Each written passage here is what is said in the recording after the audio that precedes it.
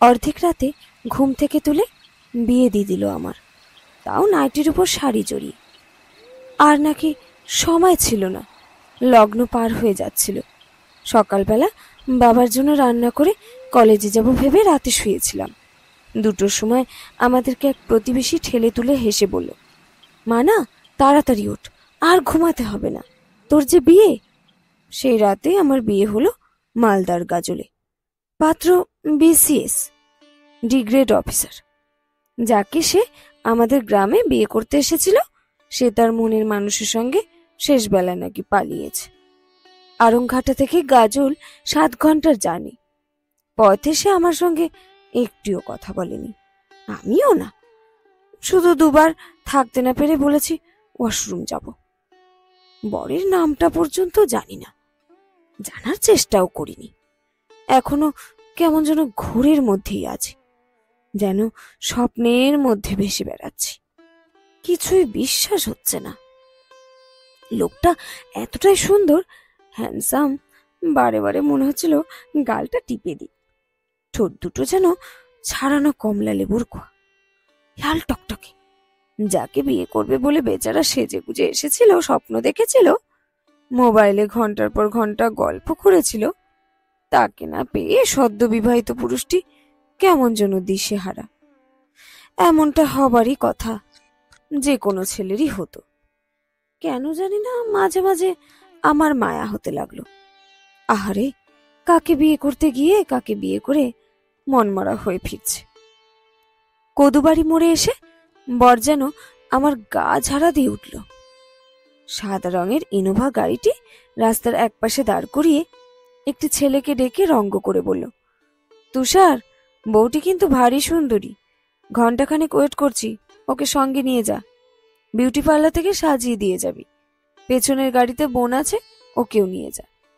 ম্যাজিকের মতো কাজ হলো দেখলাম। 8-10 জন লোক ঘিরে আমাকে নিয়ে গেল বিউটি পার্লারে। আমাদের ফিরতে 1/2 ঘন্টা লেট হলো। ননদটি আমার ভারী সুন্দরী এবং মিষ্টি, কি সুন্দর কথা বলে, কি অমায়িক ব্যবহার। সে খুঁটিয়ে খুঁটিয়ে সমস্ত দেখে শুনে তারপর পার্লার থেকে বের করলো। ফিরে দেখি বরটি সেভাবেই বসে আছে। বোনকে দেখে প্রায় চিৎকার করে বলল, কাকে আনলি রে তুবড়ি, এ তো স্বর্গের অপ্সরী। এই কমপ্লিমেন্টে যে আমার কি ভালো লাগলো তা বলে বোঝাতে পারবো না। তুবড়ি দাদার কথা কান না দিয়ে শুধু বলল, তাড়াতাড়ি চ, খিদে পেয়েছে। লুকিং গ্লাসে আমাকে দেখে আমি চমকে উঠলাম। সত্যি সত্যি এবার বউ বউ লাগছে। এক ঝটকায় যেন অনেকটা বড় হয়েছে আমি। এখান থেকে গাজল অনেকটা। পথে যেতে যেতে ড্রাইভার দাদা বলল, বৌদি, মা কিন্তু খুব অসুস্থ, ওনার একটু সেবা যত্ন করো। বুঝলাম, ড্রাইভার পর্যন্ত বাড়ির মালকিনকে মা বলে ডাকে। তিনি যে অসুস্থ প্রথম শুনলাম। সবই আমাকে প্রথমই শুনতে হবে, না হলে দেখতে হবে।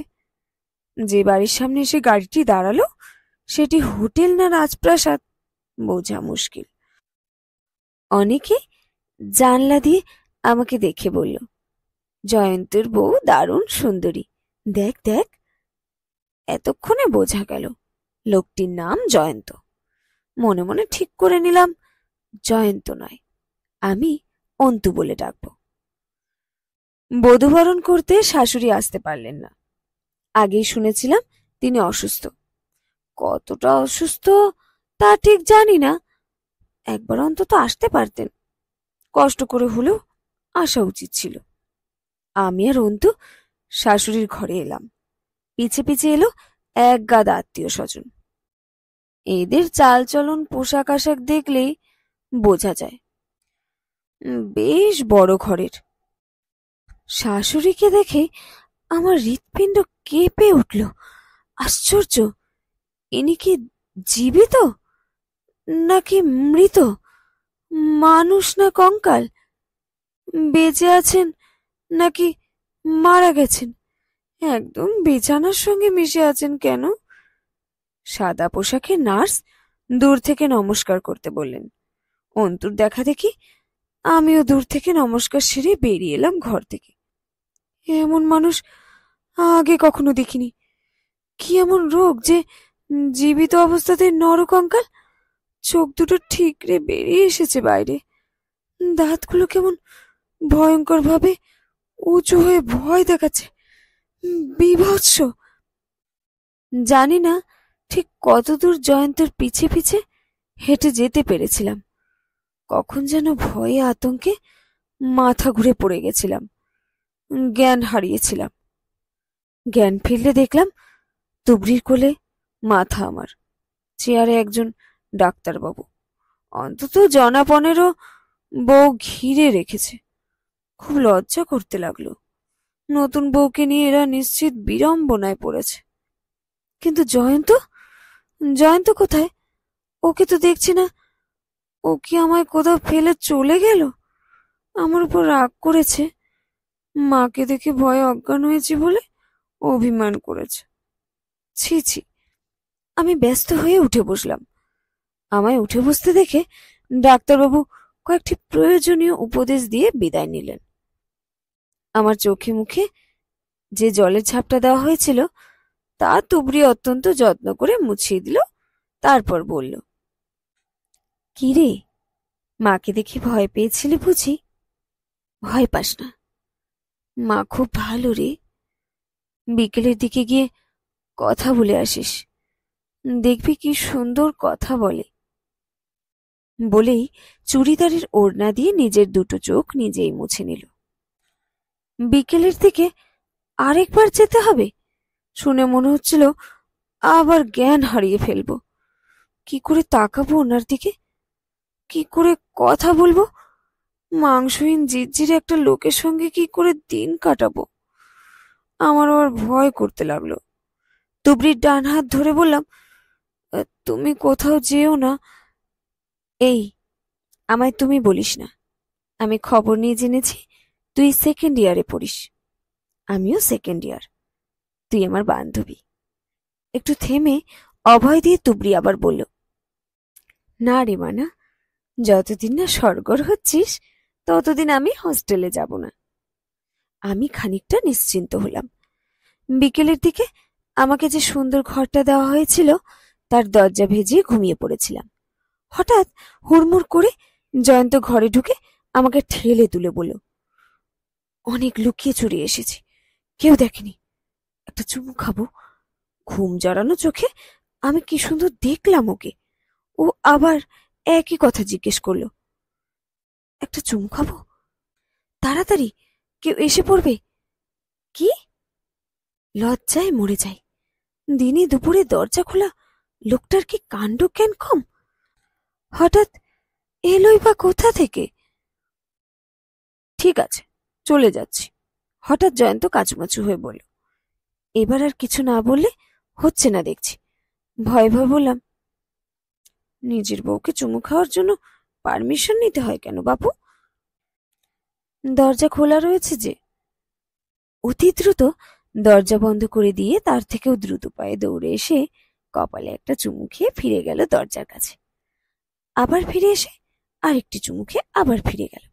তৃতীয়বার এসে কিস করে বলল, আশ্চর্য, মেয়েদের কিস করে এত আনন্দ! আগে জানতাম না তো। ঠিক আছে, পরে কথা বলবো, অনেক কথা বলবো, বলে ঝড়ের বেগে বেরিয়ে গেল। কোনো পুরুষ আমায় প্রথম চুমু খেল, কিন্তু বিষয়টা এত হুটোপাটি এবং আতঙ্কে হলো আমি কিছুই অনুভব করতে পারলাম না। ওই বা এত অস্বাভাবিক আচরণ করলো কেন বুঝতে পারলাম না। অন্তত আরো কিছুক্ষণ আমার কাছে থাকতে পারতো। আমার কেমন এলোমেলো লাগলো। সন্ধ্যার আগে আগে তুবড়ি আরেকবার নিয়ে এলো শাশুড়ি মার ঘরে। এবার তুবড়ির সঙ্গে ওর কয়েকজন বান্ধবীও আছে, তারাও আমার সমবয়সী। দরজা থেকে হৃৎপিণ্ড লাফাতে শুরু করেছিল আমার। এবার গিয়ে কি দেখবো কি জানি, ভয় করছিল অত্যাধিক। সেই নার্সটি এখন আর নেই, অন্য একজন এসেছে। মেয়েটি বেশ সুশ্রী, ছেলেদের মতো চুলের স্টাইল। শাশুড়ি মা আমায় দেখে অত্যন্ত মিষ্টি করে বললেন, আয় এদিকে আয়, শুনলাম আমায় দেখে তখন ভয় পেয়েছিলি নাকি? ওরে তুই তো ছেলে মানুষ, তোর শ্বশুর মশাই ভয় পায়, এ ঘরে আসে না। গলা শুনে চমকে উঠলাম। এত সুন্দর কণ্ঠ মানুষের আবার হয়? এত সুন্দর বাচনভঙ্গি মানুষের হয়? ভাবতেই অবাক লাগে, কথায় এত দরদ মানুষের মুখে থাকতে পারে। ভেবেছিলাম কাছে গিয়ে পায়ে হাত দিয়ে প্রণাম করব। শাশুড়ি মা বুঝতে পেরে থামিয়ে দিয়ে হেসে বললেন, আমার পা নেই রে মা, গ্যাংগ্রিনে দুটোই কাটা পড়েছে, পচন ধরেছে, তোর দেখার দরকার নেই। একটু থেমে তারপর আবার হেসে বললেন, আমার একটি কথা রাখবি মা? তোকে দেখে যে আমার খুব ভালো লেগেছে, তোকে বলা যায়। ওনার কথায় অন্তরটা ভিজে গেছিল আমার, চোখে জল এসে গেছিল। কোনো প্রকার ফণিতা না করেই বললাম, বলুন। মনে হয় শাশুড়ি মারও চোখেও জল এসে গেছিল। ধীরে ধীরে বললেন, তুই আর এ ঘরে আসিস না। আর এই ধর, এই কাগজে একটা কথা লেখা আছে, তোকে মুখ ফুটে বলতে পারলাম না, পারলে মেনে চলিস, ঘরে গিয়ে একা পড়িস। তুবড়ি আমাকে আমার ঘরে দিয়ে গেছে 10 মিনিটও হয়নি। আগের মতোই হুড়মুড় করে আবার এলো জয়ন্ত। এসে চুপ করে দাঁড়িয়ে রইল দরজার পাশে। আমি ধীরে ধীরে উঠে গিয়ে ওকে জড়িয়ে ধরে বুকে মাথা রেখে অনেকক্ষণ পর বললাম, এত আবেগ নিয়ে দীপঙ্কর কি তোমায় জড়িয়ে ধরে? কথা শুনে ছিটকে সরে গেল জয়ন্ত। তারপর একটু ধাতস্থ হয়ে আবার ফিরে এসে দুহাতে জড়িয়ে ধরে বলল, তুমি আমায় ছেড়ে চলে যেও না। আমি আমি ওকে ভুলে যেতে চাই। তুমি এ কথার কাউকে বলো না। বলবে না তো প্লিজ? আমি আরেকবার ওর বুকে মাথা রেখে বললাম, না, বলবো না। শুধু তুমি তোমার কথা রেখো, ভালোবেসো, খুব ভালোবেসো। শেষ হলো আজকে লেখা গল্প কথা রেখো। কলমে বাবুরাম মণ্ডল।